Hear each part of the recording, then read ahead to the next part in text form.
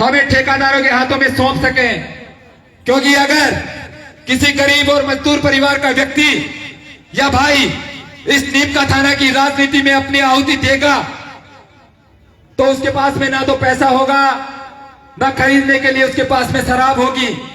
उसके पास में सबसे बड़ी जो चीज होगी वो 36 कौम के प्रत्येक युवा और समुदाय से मिला हुआ उनको प्यार और अपनत्व होगा।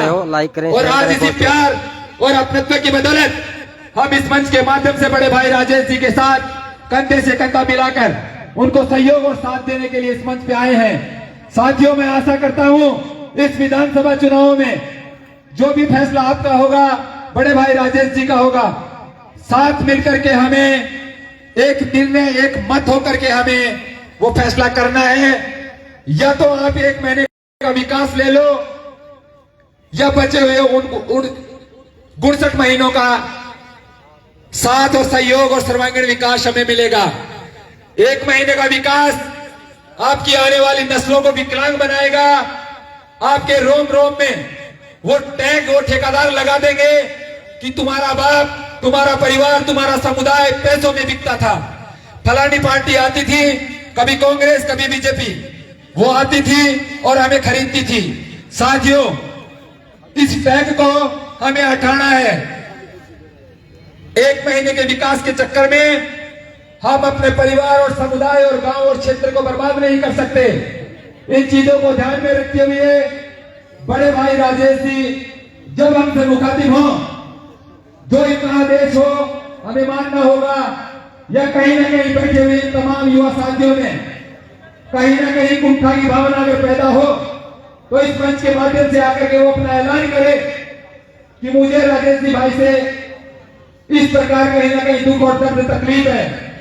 साथियों, बड़े दुख की बात होती है, अभी राजेश भाई आज एक समझदार व्यक्ति और देखते हैं क्या होता है। उन ठेकेदारों के चुंगल में आकर के अपने आप को बेचता है, अपना स्वाभिमान, मान और मर्यादा को ताक में रख करके कुछ चंद सिक्कों के लालच में अपने आप को बेच करके अपने परिवार और समाज का नाम खराब करता है। साथियों, जब एक गरीब मजदूर और किसान परिवार का इतना सा बालक हम सब लोगों के बीच में एक छोटे से भिक्षा लेने के लिए आता है, लेकिन वो भिक्षा हमसे दी नहीं जाती। क्यों नहीं दी जाती? क्योंकि हमारे जहन में उन ठेकेदारों ने एक ऐसा जहर घोल दिया जिसकी बदौलत हमारा जो दिमाग है किसी दूसरे क्षेत्र में नहीं जाता। हमें लगता है कि जो 60 महीने का विकास है वो इसे 1 महीने में होगा। हम रात को इंतजार करते हैं उन गाड़ियों का। ये बैठे हुए तमाम युवा साथी इस चीज से परिपूर्ण है और ये जानते हैं प्रत्येक गांव से 10-10 गाड़ियां लगती हैं। मतदाता रात को सोता है, लेकिन वो गाड़ियां और उन गाड़ियों में हम युवा साथी बैठते हैं और रात को सड़कों पे दौड़ते हैं। आज भारी लेकिन जो बड़े बड़े नीम का थाने के गिद्ध हैं वो रात को सुकून की नींद सोते हैं, उनके लिए लड़ते हैं। हम शराब बांटते हैं, पैसे बांटते हैं और उनका परिणाम ये होता है कि उनके दरवाजे पे जाकर के हम कभी गांव का विकास नहीं मांग सकते, अपने समाज और समुदाय का कभी विकास नहीं मांग सकते। क्यों नहीं मांग सकते? क्योंकि हमने हमारी औकात वहां दिखा दी थी कि हम चंद सिक्कों के चक्कर में आकर के बिक गए। साथियों, अपने स्वाभिमान को जिंदा हमेशा रखो ताकि किसी अदने से बालक के कहने पर मुझे ये लगे कि रॉयल पैलेस में कहीं ना कहीं एकत्रित हुए थे और उसका परिणाम ऐसा हमें मिला। 365 दिन हमारे बीच में मिलने वाला ये राजेश भाई, सुख दुख का साथी, अन्याय और अत्याचार के खिलाफ लड़ाई लड़ने वाला ये भाई, अगर आज हमने खो दिया तो मुझे लगता है भविष्य में ऐसा भाई हमें कभी दोबारा नहीं मिलेगा। यही नहीं, किसी कौम और किसी समुदाय से हमें देखने को नहीं मिलेगा, क्योंकि इनका ये जो संघर्ष है वो एक किनारे पे खड़ा हुआ है और केवल करना ये है कि उस किनारे से हमें आगे धकेलना है। साथियों, आज इस बढ़ते हुए भाई का हमें हाथ पकड़ करके आगे खींचो ताकि आने वाला जो हमारा समाज और परिवार समुदाय है वो आज के इस इतिहास को बार बार दोहराएगा। ऐसा ना हो कि किनारे पे खड़े हुए इस भाई का हम पैर पकड़ के ये कहें कि तू नहीं, हम किसी दूसरे को भेजेंगे। साथियों, यहां तक आने के लिए काफी मेहनत करनी पड़ेगी और इस मेहनत का परिणाम ये होगा कि जब भी हम फोन करेंगे, जब भी हम निमंत्रण देंगे, हमारा भाई हमारे बीच में मिलेगा। मैंने पिछले कुछ दिनों से देखा है, जब से मैं इनके संपर्क में आया हूं, साथियों कई लोगों के मन में ये कुंठा आती है, एक दुविधा पैदा होती है कि ये किस जाति से है। बताते हैं ये जनरल जाति से है। साथियों, उनके माथे की जो लकीरें होती हैं उनसे ये अंदाजा हम लगा लेते हैं कि इनके मन में क्या चल रहा है। यहां फिर से तमाम यहां जनसमूह एकत्रित है। किसी न किसी मंच के माध्यम से आपने मेरा नाम सुना होगा, देखा होगा।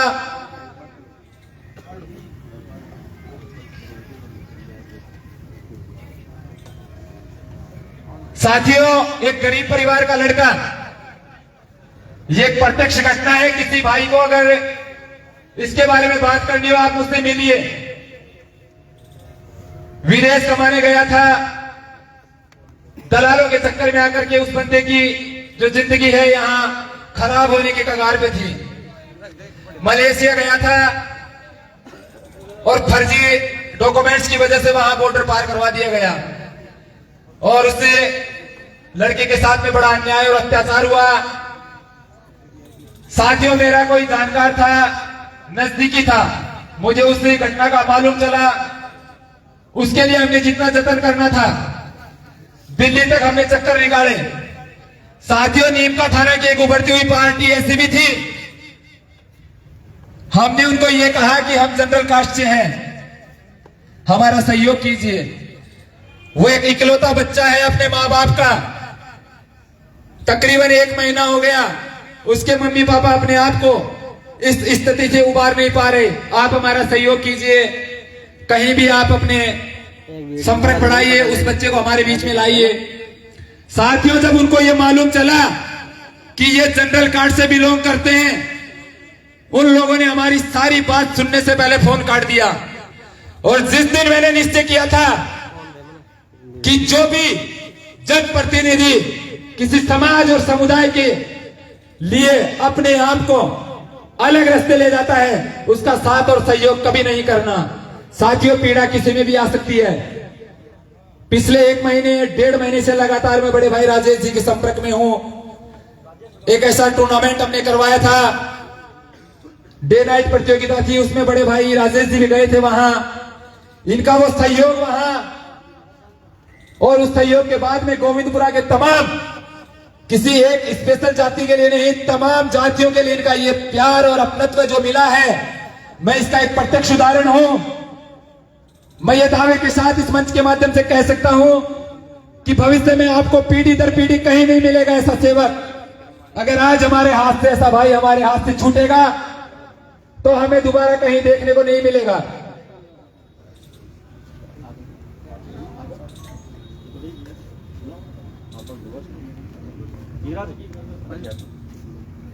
साथियों, कार्यक्रम को हम आगे बढ़ाते हुए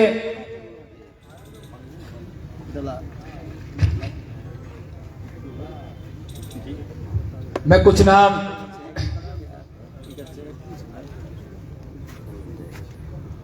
एक छोटा सा निवेदन, कहने को तो नाम छोटा है, लेकिन आपकी शक्ति, आपका जोश, जुनून ये बताएगा कि मेरा निवेदन छोटा था लेकिन आपका जोश बड़ा था। इस पंडाल में बैठे हुए तमाम युवा साथियों से अनुग्रह करूंगा, एक बार अपने स्थान से खड़े होकर बड़े भाई राजेश जी के लिए तालियां बजाएं और स्वागत और सम्मान करें। राजेश भाईड़ा, राजेश भाईड़ा, राजेश भाईड़ा। तख्तियों को हाथ में रखें, एक बार खड़े रहे आप सभी साथी। तख्तियों को हाथ में रखें, सभी साथी खड़े रहें। राजेश भाईड़ा, तुम संघर्ष करो, हम तुम्हारे साथ हैं। राजेश भाईड़ा, तुम संघर्ष करो, हम तुम्हारे साथ हैं। राजेश भाईड़ा जिंदाबाद, राजेश भाईड़ा जिंदाबाद। धन्यवाद साथियों। आप सभी अपने यथास्थान बैठे।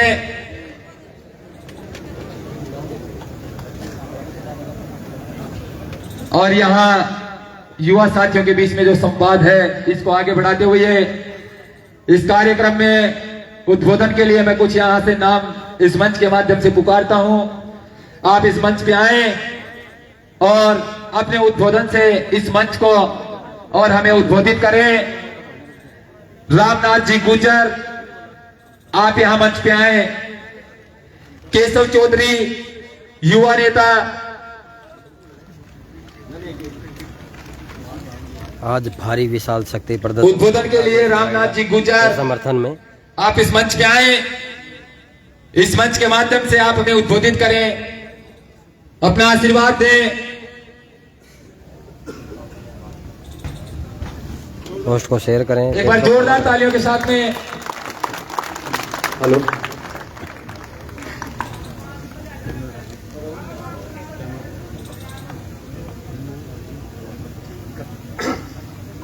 आज ये सभा नए युग मंडल युवाओं की जो आज ये सभा देख करके, जो कि राजेश भायड़ा की धड़कन, जो कि मैं आज देख करके इतनी भीड़ को, युवाओं को बड़ा खुश हूँ। मुझे आज ये विश्वास हो गया है, अति मुझे विश्वास हो गया है कि ये युवा इन ठेकेदारों और ये जो कि इनके बाप दादे बनते आए हैं ना, उनको उखाड़ फेंकेंगे। ये संकल्प लिया हुआ है समाज ने।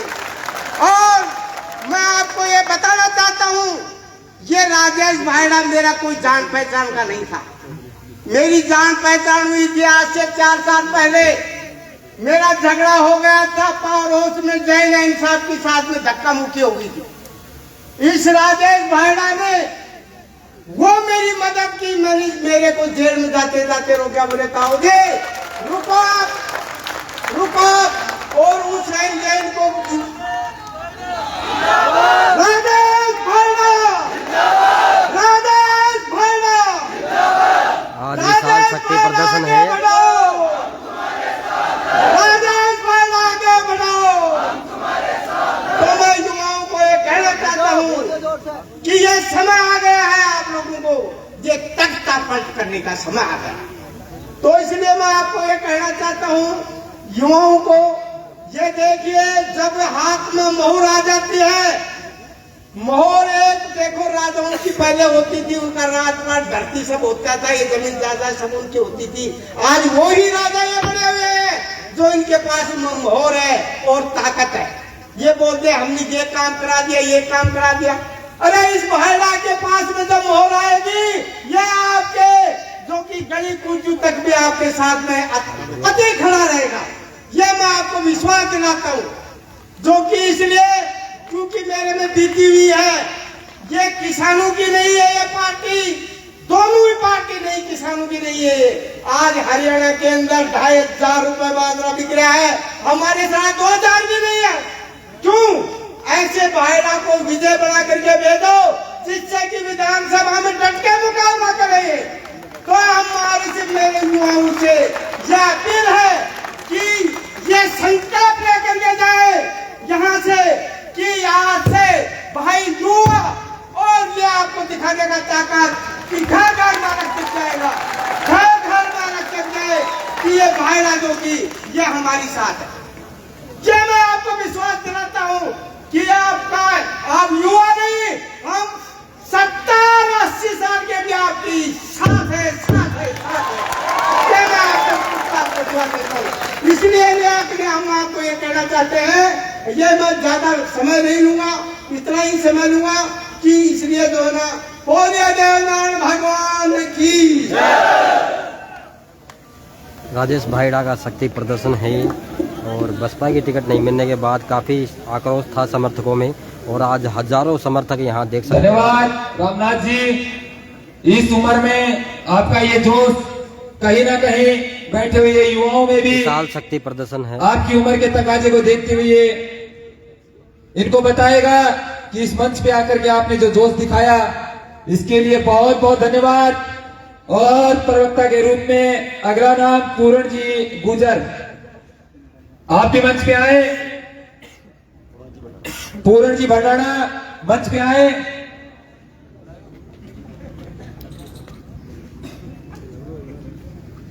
और यहाँ बैठे हुए युवा साथियों को अपने उद्बोधन से उद्बोधित करें। सभी मंच पर उपस्थित मेरे बड़े भाई और पंडाल में उपस्थित सभी छोटे बड़े भाइयों को मेरा प्रणाम, नमस्कार। बोलो देव महाराज की जय। राजेश भाईडा जिंदाबाद। मेरे को बड़ा दुख हुआ कि भाई साहब की टिकट काट दी गई। मैं से बोल रहा हूं भाई साहब, टिकट मायना नहीं रखता, जनता मायना रखती है कि किस आदमी को और अपना कौन काम कराया है और हमारे लिए कौन जी जान से खड़ा रहता है। टिकट जनता के लिए टिकट कोई इंपॉर्टेंट नहीं होती मेरे दोस्तों। और मैं कहना चाहता हूं कि भाई आप संघर्ष करो, हम आपके साथ हैं, कंधा से कंधा मिलाकर खड़े हैं, आप आगे बढ़ो। और मेरे भाइयों, आज हम यहाँ आए हैं, हमें संकल्प लेना पड़ेगा कि जो भारी लोग हैं और जो पीढ़ी दर पीढ़ी चल रहे हैं उनको उखाड़ फेंकना है। और हमारे साथ का अगर कोई युवा आगे बढ़ेगा तो हमें भी मौका मिलेगा राजनीति में आने का। तो मैं आज अगर हम यहाँ पे अगर किसी का साथ नहीं देंगे तो अगर आगे बढ़ने का हमें मौका मिलेगा, भाई साहब का दल बल से हम समर्थन करेंगे। मेरे भाई बहनों, भाई साहब की टिकट मत गौर करना, हम टिकट लेने वाले भी जनता होती है और देने वाली भी टिकट जनता होती है।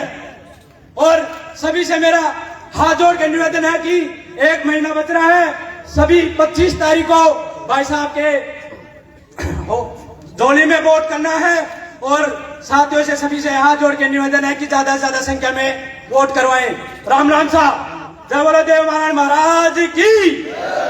धन्यवाद। धन्यवाद पूरण जी, सही कहा आपने। टिकट कटती है, टिकट मिलती है, मायने रखती, क्योंकि जनता और जनार्दन जो होती है वो टिकट अपने पास में रखती है। तय ये करना होता है कि वो जनता और जनार्दन टिकट किसको दे। टिकटें कटती रहती हैं, टिकटें मिलती रहती हैं, ये मायने नहीं रखता। मायने ये रखता है कि ये जो बैठी हुई जनता है ये टिकट किसको देगी, और उसी में जीत का स्वाद चखा जाता है। और प्रवक्ता के रूप में इंद्रजीत चौधरी, आप मंच पे आए और यहां बैठे हुए युवा साथियों को, तमाम समुदाय 36 कौम से पधारे हुए सभी मेहमान लोगों को यहां अपने उद्बोधन से उद्बोधित करें। इंद्रजीत चौधरी।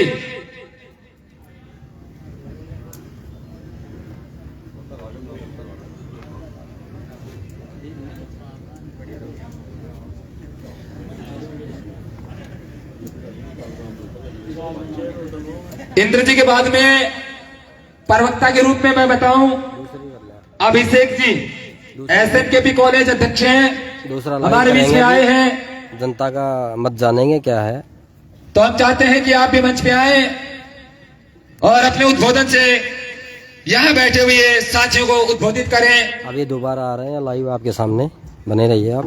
पेज को फॉलो करें, शेयर करें पोस्ट को।